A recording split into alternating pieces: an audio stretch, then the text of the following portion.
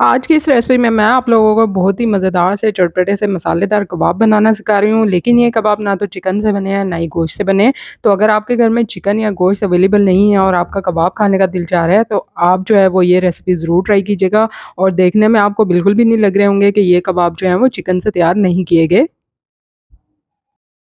अस्सलाम वालेकुम, welcome to my YouTube channel kitchen with Zaim. तो यहाँ पे जो है मैंने 2 से ढाई कप के बराबर जो है दाल ले ली है और तकरीबन जो है ये 500 ग्राम है वज़न के हिसाब से, और इसको मैंने 1 से 2 घंटे के लिए अच्छे से भिगो दिया था वॉश करके।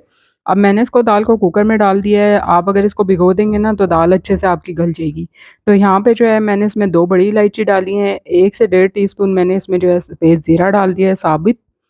3 से 4 जो है मैंने इसमें लौंग ऐड कर दिए हैं और 1 से 2 दालचीनी के टुकड़े डाल दिए हैं। ये साबित गरम मसाले से ना बहुत अच्छा इसका फ्लेवर आता है और खुशबू आती है।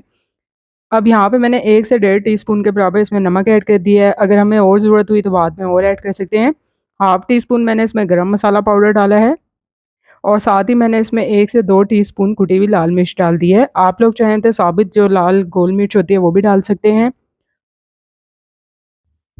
तो अब ये सारी चीज़ें डालने के बाद हमने इसमें पानी ऐड कर देना है। पानी मैंने इसमें इतना डाला था कि दाल से थोड़ा-सा ऊपर था, जिसमें दाल जो है वो अच्छे से गल जाए। तो पानी आपने इतना कम भी नहीं डालना कि जिसमें दाल गले ना आपकी कच्ची रह जाए। अब मैंने इसको वेट लगा दिया था, तकरीबन 20 से 25 मिनट के लिए मैंने इसको जो है गलने के लिए रख दिया था। तो देखिए दाल जो है यहाँ पे अच्छे से गल गया है और इसका पानी भी सारा जो है वो ड्राई हो गया है। ये देखिए मैं आपको हाथ में भी लेके दिखा रही हूँ, अच्छे से गल चुकी है। तो दाल अगर आप भिगो लेंगे ना तो जल्दी गल जाएगी। अब यहाँ पे मैंने क्या किया था कि इसको चॉपर में डाल के पीस लिया था। चॉपर नहीं है तो आप सिलबट्टे पे भी पीस सकते हैं। इसके अलावा जो है वो आप जो है वो इसको अगर अच्छे से मैश कर लेंगे तब भी दाल को आराम से जो है आप पीस सकते हैं। यहाँ पे जो है मैंने 1 से 2 अदद आलू का इस्तेमाल किया था। उबले हुए आलू लिए थे, अगर तो बड़ा है तो 1 ले लें और मीडियम साइज़ का है तो 2 ले लें।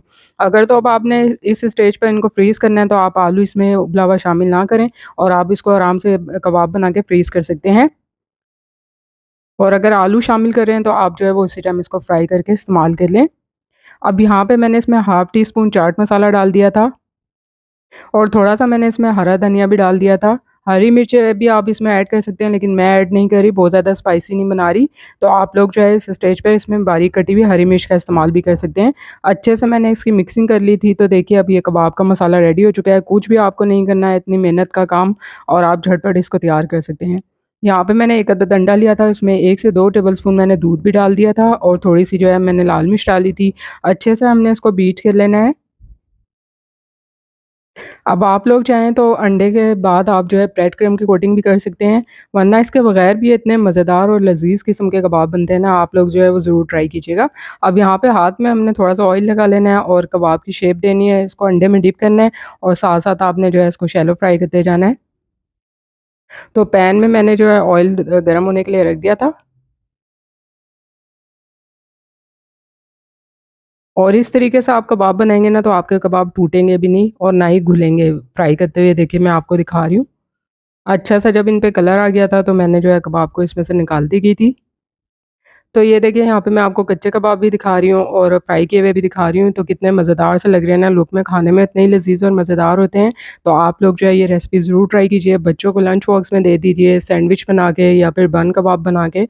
तो आप लोग जो लोग हैं इसको मल्टीपर्पज़ ये कबाब को यूज़ कर सकते हैं। उम्मीद करती हूँ कि आपको आज की ये मज़ेदार और सांतरीन रेसिपी पसंद आएगी। रेसिपी पसंद आई है, लाइक और शेयर करना बनता है, साथ-साथ चैनल को सब्सक्राइब कीजिए। आप लोगों के लिए इसी तरह से मज़ेदार और आसान रेसिपी शेयर करती रहूँगी। अल्लाह हाफ़िज़।